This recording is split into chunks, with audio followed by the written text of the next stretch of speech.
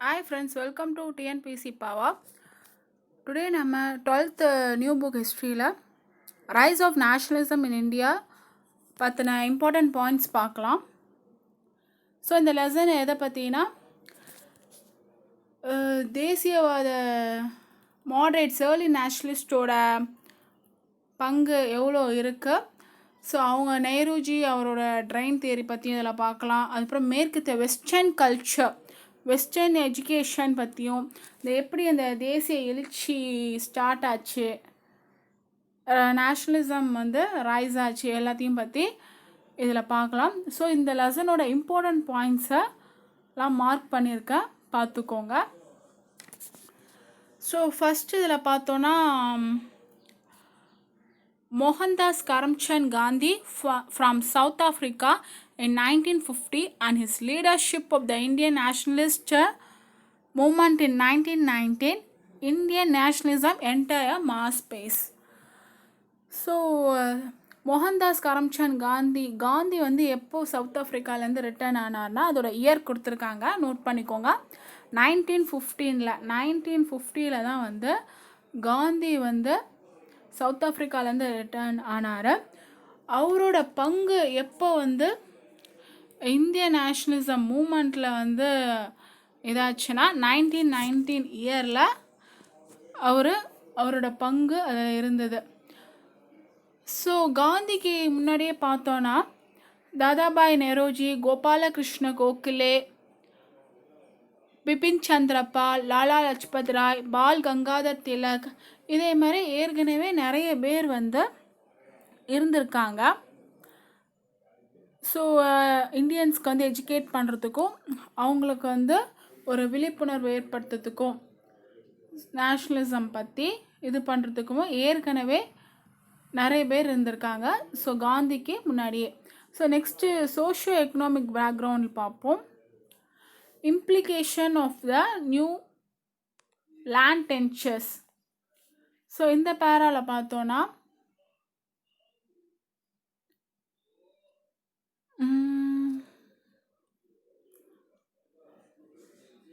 So இதில் east India company பற்றி சொல்லியிருப்பாங்க ஃபுல்லாக.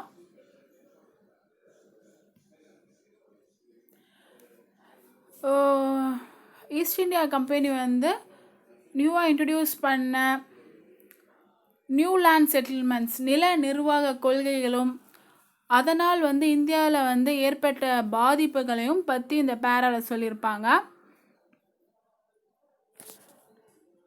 இந்தியாவில் பார்த்தோன்னா ஸோ they institutionalized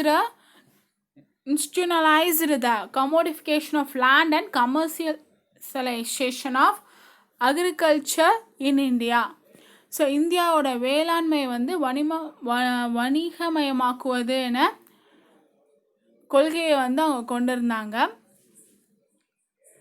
ஸோ நம்ம பிரிட்டிஷர்ஸ் வரத்துக்கு முன்னாடி நம்மக்கிட்ட வந்து இந்தியாவில் நினைத்து தனி சொத்துரிமை என்பது இல்லை. ஆங்கிலேயர் வருகைக்கு முன்பு இந்தியாவில் நிலத்தில் தனி சொத்துரிமை என்பது இல்லை. இப்போ தான் வந்து அந்த மாதிரி லேண்ட் வந்து விற்பது, மாற்றுவது, அவங்களுக்கு அப்புறம் தான் வந்து கை மாற்றுவது, அந்த மாதிரி ப்ராக்டிசஸ்லாம் இப்போ தான் வந்தது. பிரிட்டிஷர்ஸ்க்கு அப்புறம் தான் நமக்கு வந்தது. ஸோ அதை பற்றி தான் இந்த பேராஃபில் கொடுத்துருப்பாங்க. ஜஸ்ட் ஒன்ஸ் ரீட் அவுட் பண்ணிக்கோங்க, அப்போ தான் ஸ்டோரி என்னன்னு தெரியும். இங்கே பார்த்தோன்னா laissez faire policy and decentralisation impact of Indian artisan. So British government வந்து ஒரு பாலிசி வந்து இது பண்ணாங்க. அது எந்த பாலிசினா the free trade or laissez faire, free laissez faire, அந்த கொள்கையை தான் வந்து பிரிட்டிஷ் கவர்மெண்ட் வந்து ஃபாலோ பண்ணாங்க.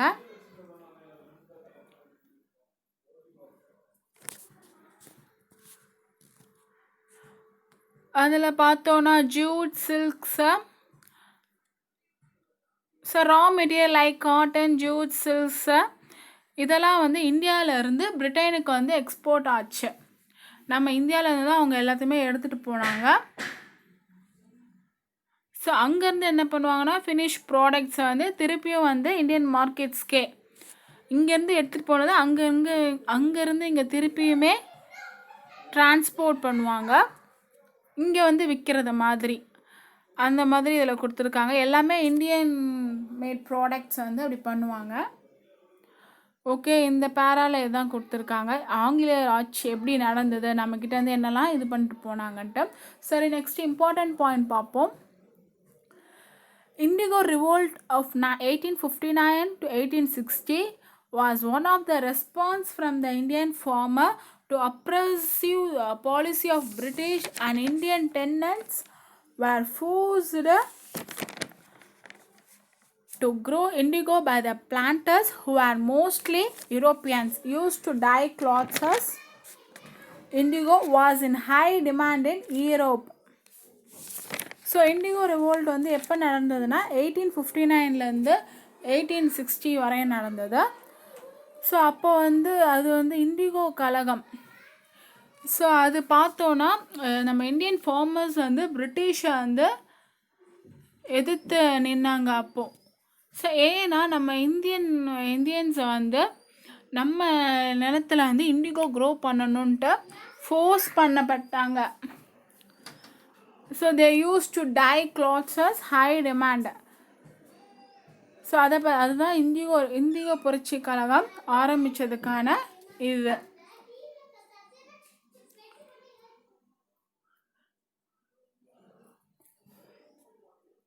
ஸோ அது வந்து இப்போ நம்ம பர்சன்ஸ் வந்து அதை அவங்க கொடுக்குற அமௌண்ட்டுக்கு இது பண்ண முடியாதுன்னு சொல்லி அது அன்ஃபேர் கான்ட்ராக்ட். அதனால இந்தியன் பெசன்ஸ்க்கும் இந்தியன் ஃபார்மர்ஸ்க்கும் பிரிட்டிஷர்ஸ்க்கும் நடந்த இதுதான் இந்தியோ கலகம்.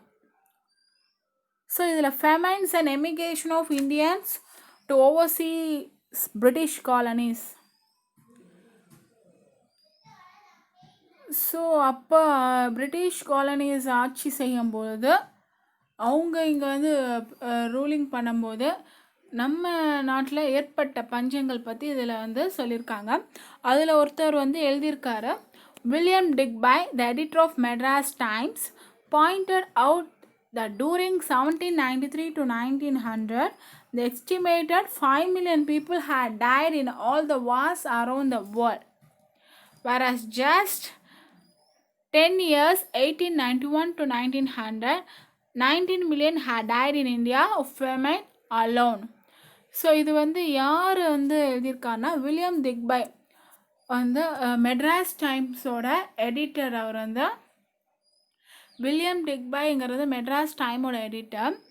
ஸோ இந்த பீரியடில் மட்டுமே 1793லேருந்து 1900 வரையுமே 5 மில்லியன் பீப்புள் வந்து வார்ஸால் இறந்தாங்க. அதில் பாதி பார்த்தோன்னா 10 மில்லியன், அதில் 10 இயர்ஸ்லேயே, அதாவது 1891 to 1900லே 19 மில்லியன் அதிகமாக, 5 மில்லியன் வந்து வார்ஸில் இறந்தாங்க, 19 மில்லியன் அதிகமாக இறந்தது வந்து பஞ்சத்தினால தான் அப்படின்னு அவர் வந்து அவரோட மெட்ராஸ் டைம் எடிட்டர் வந்து இது பண்ணியிருக்காரு, அவரோட இதில் போட்டிருக்காரு, பாயிண்ட் அவுட் பண்ணி சொல்லியிருக்காரு. இந்த பேரால பார்த்தோன்னா ஸோ 1866 ஒரிசா ஃபெமைனில் 1866 Orissa famine, 1.5 million of people starved to death. British exported 200 million pounds of rice to Britain. So Orissa famine எப்போ நடந்ததுன்னு கேட்டேன்னா 1866. அப்போ தான் ஒரிசா ஃபெமைன் நடந்தது, ஒரிசா பஞ்சம். அப்போ வந்து 1.5 million of people வந்து இறந்துட்டாங்க. அந்த சமயத்தில் தான் என்ன பண்ணாங்கன்னா பிரிட்டிஷ் வந்து 200 million pound ஆஃப் ரைஸை இங்கேருந்து அங்கே கடத்திட்டு போனாங்க. எந்த ஃபெமைனில் அந்த மாதிரி நடந்ததுன்னா ஒரிசா ஃபெமைனில் பிரிட்டிஷர்ஸ் வந்து இந்த மாதிரி இங்கேருந்து ரைஸஸை வந்து அவங்க இடத்துக்கு கடத்திட்டு போனாங்க. So the Orissa famine prompted the nationalist Dada Noroji to begin his lifelong investigation. So இந்த பஞ்சத்தின் காரணமாக தான் தாதாபாய் நவரோஜி என்ன பண்ணார்னா இந்தியன் பாவர்ட்டியை பற்றி ரிசர்ச் பண்ண ஆரம்பித்தார். ஸோ அப்போ தான் வந்து வைஸ்ரா லைட்டூன் வந்து தலையிடா கொள்கையை வந்து ஃபாலோ பண்ணாங்க. வைஸ்ராய் லைட்டூனோட தலையிடா கொள்கையை வந்து ஒரிசாவில் அப்போ தான் வந்து முத ஃபாலோ பண்ண ஆரம்பித்தாங்க. இதுதான் இந்த பேரால கொடுத்துருக்காங்க. So indentured labour. So indentured லேபரில் பார்த்தோன்னா காஃபி 1815 பார்த்தோன்னா மெட்ராஸ் கவர்மெண்ட் வந்து சிலோன்லேருந்து கேட்குறாங்க, காஃபி பிளான்டேஷன்ஸில் ஒர்க் பண்ண கூலிஸ் தேவை அப்படின்னு சொல்லி கேட்குறாங்க. ஸோ அப்போ தான் மெட்ராஸ் கவர்னர் வந்து தஞ்சாவூர் கலெக்டருக்கு லெட்டரை வந்து ஃபார்வர்ட் பண்ணி விடுறாங்க. ஸோ அப்போ வந்து 2 ஃபெமைன்ஸ் நடந்தது. முக்கியமாக வந்து 2 ஃபெமைன்ஸ் 1833லையும் 1843லையும். அப்போ தான் மக்களை வந்து ஃபோர்ஸ் பண்ணி சிலோனுக்கு வந்து அனுப்பி வைக்கப்பட்டாங்க. கூலிஸாக வந்து காஃபி அண்ட் டீ பிளான்டேஷன்ஸில் ஒர்க் பண்ணணும்னு சொல்லி. இன்டென்சிவ் லேபர்னால் ஒப்பந்த தொழிலாளர்கள். ஓகேவா? அப்போ தான் வந்து இங்கேருந்து மெட்ராஸ் கவர்னர் இது பண்ணி இங்கேருந்து அங்கே சிலோனுக்கு கூலி தொழிலாளர்களாக அனுப்பி வைக்கப்பட்டாங்க. 1843 இந்த இயர்லாம் நல்லா பார்த்துக்கோங்க. 1843 வந்து slavery, abolition of slavery in British India.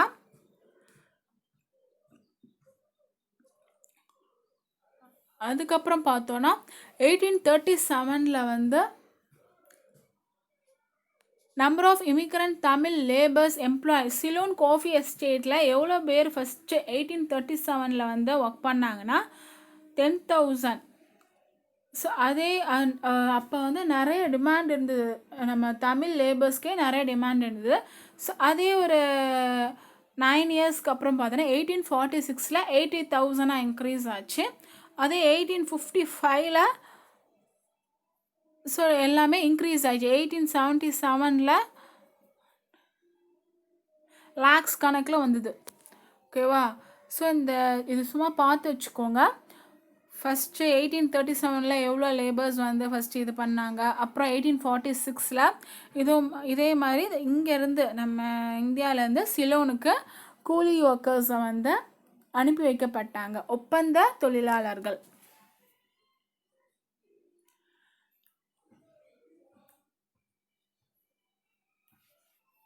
அப்புறம் பார்த்தோன்னா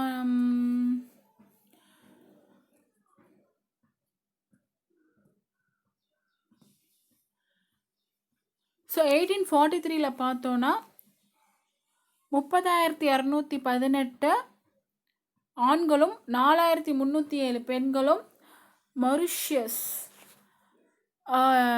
மொரிஷியஸ்க்கு ஒப்பந்த தொழிலாளர்களாக அனுப்பி வைக்கப்பட்டாங்க. ஸோ இந்தியாவிலேருந்து மொரிஷியஸ்க்கு வந்து எவ்வளோ பேர் போனாங்கன்னா 5 லட்சம் பேர் போயிருக்காங்க. ஸோ இது வந்து அதோட ரிப்போர்ட்டு, எவ்வளோ பேர் இங்கேருந்து அப்போ எந்தெந்த இயரில் என்னென்ன இதெல்லாம் யாரெல்லாம் அனுப்பி வைக்கப்பட்டாங்க, எவ்வளோ பேர் கூலிஸாக அங்கே ஒர்க் பண்ணாங்க அப்படிங்கிறதெல்லாம் ஒரு ரிப்போர்ட் மாதிரி கொடுத்துருக்காங்க. ஜஸ்ட்டு ஒன்ஸ் பார்த்துக்கோங்க.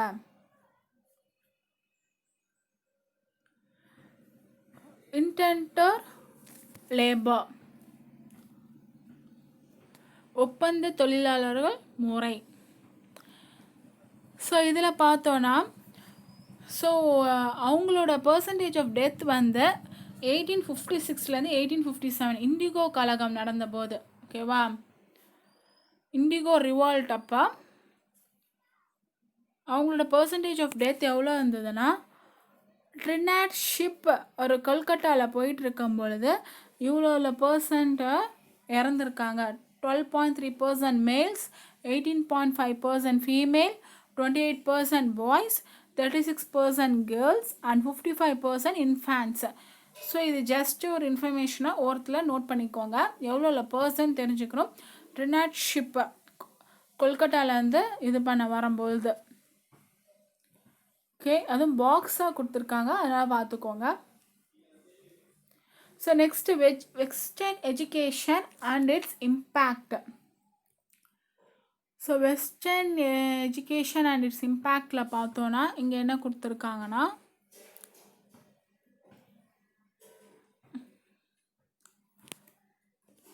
இதில் important contribution of colonial state Macaulay system of education.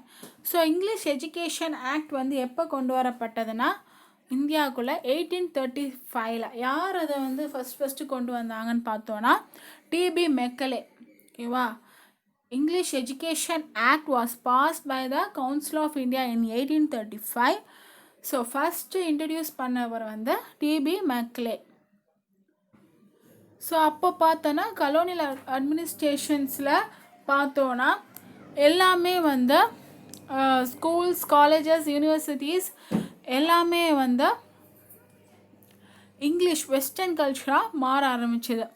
So அப்போ கூட ஒரு யூனிவர்சிட்டி வந்து எஸ்டாப்ளிஷ் பண்ணாங்க. எந்தெந்த இடத்துலன்னு பார்த்தோன்னா பாம்பே, மெட்ராஸ், கல்கட்டா. பாம்பே, மெட்ராஸ் அண்ட் கல்கட்டாவில் 1857 யூனிவர்சிட்டிஸ் கூட ஸ்டார்ட் பண்ணிட்டாங்க அப்போது. ஸோ டிபி மெக்லே பற்றி பாக்ஸில் கொடுத்துருக்காங்க. அவர் என்னன்னா first law member of the governor general. And then எது வரை இருந்தார்னா 1834 to 1838 வரையும். ஸோ அவர் வரத்துக்கு முன்னாடியே வந்து இந்தியாவில் பார்த்தோன்னா general committee of public instructions வந்து 1823 ஃபார்ம் ஆச்சு. ஸோ அப்போ வந்து அந்த கமிட்டி பார்த்தோன்னா 2 குரூப்ஸாக ஸ்ப்ளிட் பண்ணியிருக்காங்க. ஒன்று வந்து ஓரியண்டலிஸ்ட் குரூப்பு 2 குழுவாக பிரிந்தது. ஓரியண்டலிஸ்ட் குரூப்னா கீழ் திசை குழு. இன்னொன்று வந்து ஓரியண்டலிஸ்ட் குரூப் அது வந்து தே அட்வொகேட்டட் எஜுகேஷன் இன் வெர்னாக்குலர் லாங்குவேஜில். இன்னொன்று வந்து ஆங்கிலிஸ்ட். ஒன்று ஓரியண்டலிஸ்ட் குரூப், இன்னொன்று ஆங்கிலிஸ்ட் குரூப். ஒன்று வந்து வெர்னாக்குலர் லாங்குவேஜ் ஃபாலோ பண்ணுறது, இன்னொன்று வந்து வெஸ்டர்ன் எஜுகேஷன் இங்கிலீஷ் லாங்குவேஜை ஃபாலோ பண்ணுறது. அதுதான் கீழ் திசை குழு, மேலே குழு, மரபுக்குழு, ஆங்கில மரபுக்குழுன்ட்டு 2 பிரிஞ்சுது. ஓரியண்டலிஸ்ட்னா கீழ் திசை குழு, ஆங்கிலிஸ்ட்னா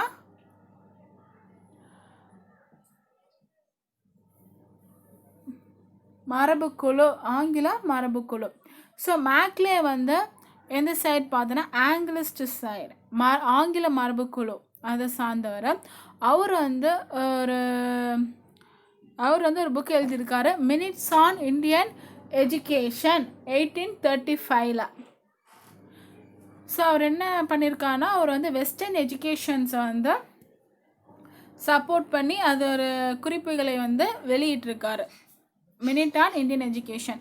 ஸோ இந்த பாக்ஸில் டிபி மெக்லே பற்றி இம்பார்ட்டன்ட் கொடுத்துருக்காங்க. இதை நல்லா பார்த்துக்கோங்க. அவர் எப்போ கவர்னர் ஜெனரலாக இருந்தார், அப்புறம் public instruction, general committee of public instruction பொதுக்குழு எப்போ உருவாக்கப்பட்டது 1823. அதுக்கப்புறம் வந்து மெக்லே வந்து ஒரு புக் எழுதியிருக்காரு, மினிட் ஆன் இந்தியன் எஜுகேஷன் எப்போ 1835. இதெல்லாம் நோட் பண்ணிக்கோங்க. Next role of educated middle class. So இதில் பார்த்தோன்னா Raja Rammohan Roy, Ishwar Chandra Vidyasagar, Swami Vivekananda, Aurobindo Ghosh, Gopal Krishna Gokhale, Dadabhai Naoroji, Pherozeshah Mehta, Surendranath Banerjee and other who belong to modern Indian intelligence. அதே மாதிரி இங்கே பார்த்தோன்னா John Locke, James Watt Mill, Mazzini, Garibaldi, Rousseau, Thomas Paine, Marx and other western intellectuals. So இதில் வந்து என்ன கொடுத்துருக்காங்கன்னா மாடர்ன் இந்தியன் இன்டெலிஜென்ஸ் சொல்லி இவங்க நேம்ஸ்லாம் பார்த்துக்கோங்க. அதே மாதிரி வெஸ்டர்ன் இன்டெலெக்சுவல்ஸ் இவங்க நேம்லாம் பார்த்துக்கோங்க. ஸோ அதை மேட்ச்சில் கூட கேட்கலாம். யாரெல்லாம் இங்கே belongs to Indian intelligence western இன்டலெக்சுவல்ஸ்ன்னு கேட்கலாம். ஸோ இந்த நேம்ஸ் மட்டும் ஜஸ்ட் பார்த்து வச்சுக்கோங்க. ஸோ நெக்ஸ்ட் பார்த்தோன்னா நெக்ஸ்ட் பேரால கான்ட்ரிபியூஷன் ஆஃப் மிஷினரிஸ். இதில் ஒன்றும் இல்லை, social and religious reforms. So அப்போ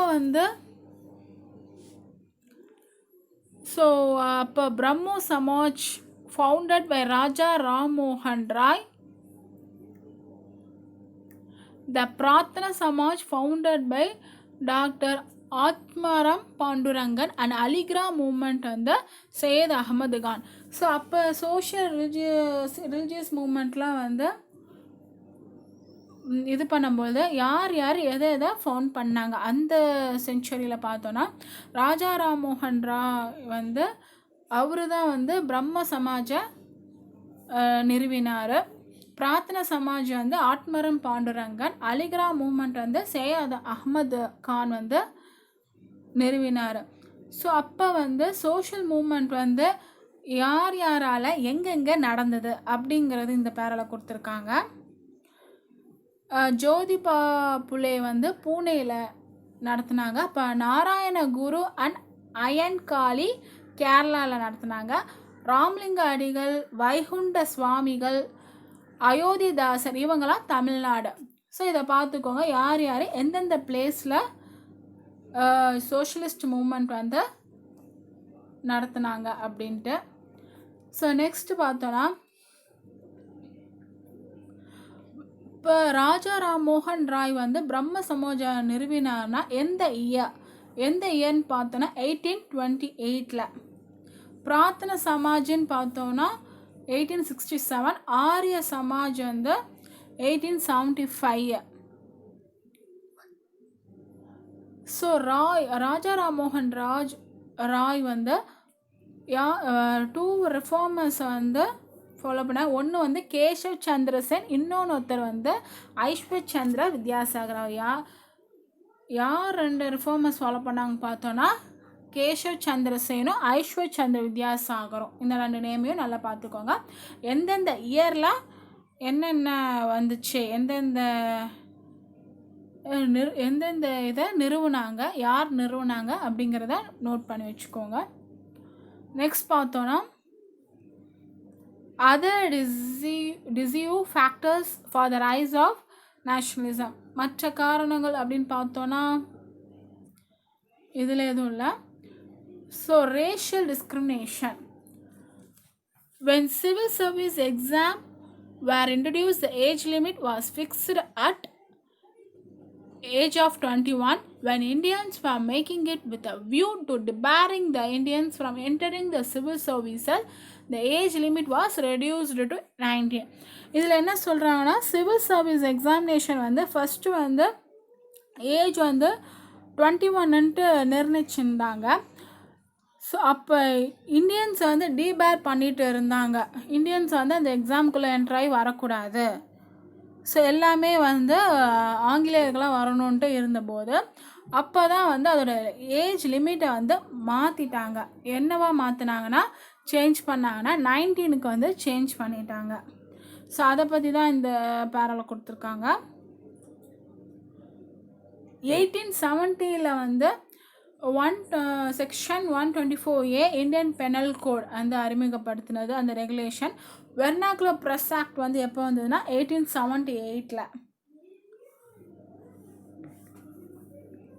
ஸோ நெக்ஸ்ட் பார்த்தோன்னா during the viceroyalty of the Ripon, the Indian judges were empowered through the Ilbert Bill to try Europeans. So viceroyal Indian judges இந்த Ilbert பில்லை வச்சு யூரோப்பியன்ஸை அகேன்ஸ்டாக இருந்தாங்க. அதுதான் இந்த பேரால கொடுத்துருக்காங்க. ஸோ ராஜா ராம்மோகன் ராய் அவர் ஒரு புக்கை எழுதியிருக்காரு. அவரோட புக்கு 1821 சம்பத் கவ் முடி அப்படிங்கிற புக் பெங்காலியில் ரிட்டர்ன் பண்ணியிருக்காங்க. இன்னொன்று பர்ஷியன் லாங்குவேஜஸில் பார்த்தோன்னா 1822 மிராட் உல் அக்பர். ஸோ இது 2 புக்குமே யார் இது பண்ணியிருக்காங்க எழுதியிருக்காங்கன்னு பார்த்தா ராஜா ராம்மோகன் ராய். சம்பத் கௌமுடி 1821 பெங்காலி லாங்குவேஜ். மிராட்டுல் அக்பர் 1822 பர்ஷியனில் எழுதியிருக்காங்க. இதை நல்லா நோட் பண்ணிக்கோங்க. இங்கே வந்து orientalist William Jones, Charles Wilkins, Max Muller. So சில மேட்சிங்கில் கூட கேட்கலாம். ஸோ இந்த நேம்ஸ்லாம் கொடுத்துட்டு இவங்க ஓரியன்டலிஸ்டா இல்லைனா ஆங்கிலிஸ்டா அந்த மாதிரி கேட்கலாம். ஸோ அந்த நேம்ஸ் மட்டும் பார்த்து வச்சுக்கோங்க. William Jones, Charles Wilkins and Max Muller. So இந்த பேரால் பார்த்தோன்னா Aurobindo Ghosh would write the mission of nationalism in our view is to recover Indian thought, Indian character, Indian perception, Indian energy, Indian greatness, and to solve the problems that perplex the world in an Indian spirit from the Indian standpoint. So இதை வந்து சொன்னவர் யாருன்னு பார்த்தோன்னா அரபிந்தோ கோஷ். அதாவது ஒரு தேசியத்தின் குறிக்கோள் வந்து என்னென்னா இந்திய சிந்தனை, அதோட குணநலன்கள், இந்திய உணர்வு, இந்திய ஆற்றல், இந்திய உன்னதத்தை மீட்டெடுப்பதாகும். மேலும் உலகை தடுமாறச் செய்யும் பிரச்சனைகளை இந்திய மனப்பான்குடன் இந்திய நிலைப்பாட்டில் தீர்த்து வைப்பதாகும் அப்படின்னு அவர் சொல்லியிருக்காரு. இந்த ஸ்டேட்மெண்ட் கொடுத்து இதை யார் சொன்னாங்கன்னு கேட்பாங்க. ஸோ இந்த ஸ்டேட்மெண்ட்டை சொன்னவர் வந்து Aurobindo Ghosh. Next Indian association எப்படி வந்தது, அதோட ஸ்டார்டிங் எப்படி இருந்தது அப்படிங்கிறத பற்றி சொல்லியிருக்காங்க. மெட்ராஸ் நேட்டிவ் அசோசியேஷன் எப்போ ஃபார்ம் ஆச்சுன்னா 26 February 1852 மெட்ராஸ் நேட்டிவ் அசோசியேஷன் வந்து ஃபார்ம் ஆச்சு.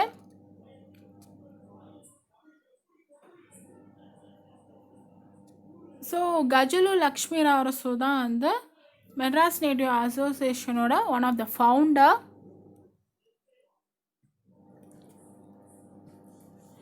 ஸோ இங்கே பார்த்தோன்னா இந்தியன் ரிஃபார்ம் சொசைட்டியோட சேர்மன் யாருன்னு பார்த்தோன்னா ஹச்டி செய்மோர். ஸோ இந்த கேரக்டர் ஆக்ட் 1853 கேரக்டர் ஆக்ட் வந்து அதனால பிரிட்டிஷ் ஈஸ்ட் இந்தியா கம்பெனி வந்து கண்டினியூவாக நம்ம இந்தியாவை ரூல் பண்ணாங்க. அதனால தான் மெட்ராஸ் நேட்டிவ் அசோசியேஷன் வந்து என்ன பண்ணாங்கன்னா பிரிட்டிஷ் டெரிட்டரிஸ் வந்து அவங்க என்ன பண்ணாங்கன்னா the British territories in India to direct control of the crown. அவங்கள எதிர்த்து ஆரம்பிக்கப்பட்டது தான் மெட்ராஸ் நேட்டிவ் அசோசியேஷன், சென்னை வாசிகள் சங்கம். ஸோ அப்போ வந்து லக்ஷ்மி அரசு ஃபவுண்டர் வந்து கஜலு லக்ஷ்மி அரசுன்னு சொல்லியிருந்தேன். ஸோ அவர் வந்து 1866 டைட் ஆகிட்டார்.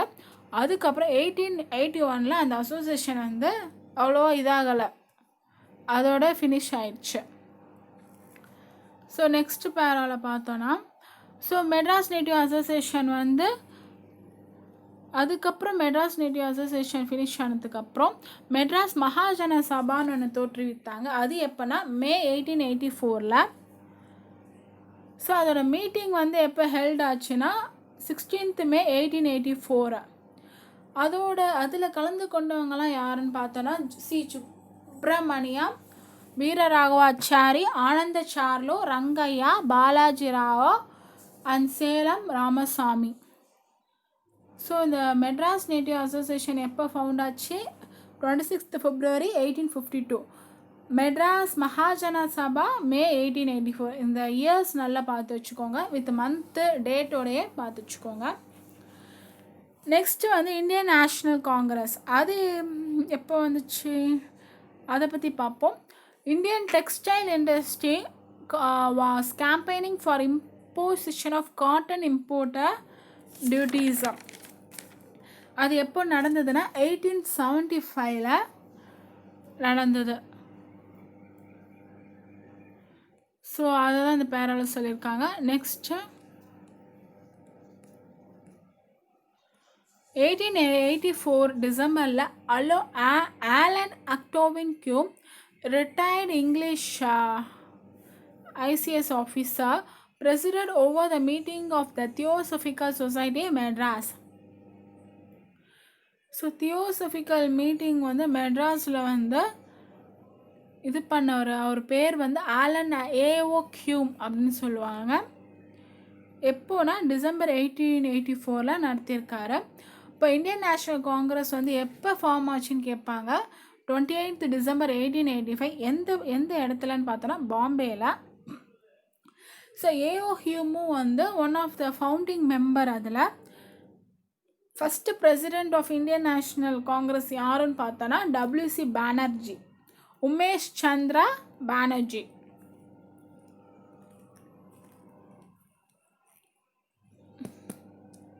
ஸோ இதெல்லாம் ஜஸ்ட்டு ரீட் பண்ணிக்கோங்க. அதில் நான் இம்பார்ட்டண்ட் பாயிண்ட்ஸ் மட்டும் தான் சொல்கிறேன்.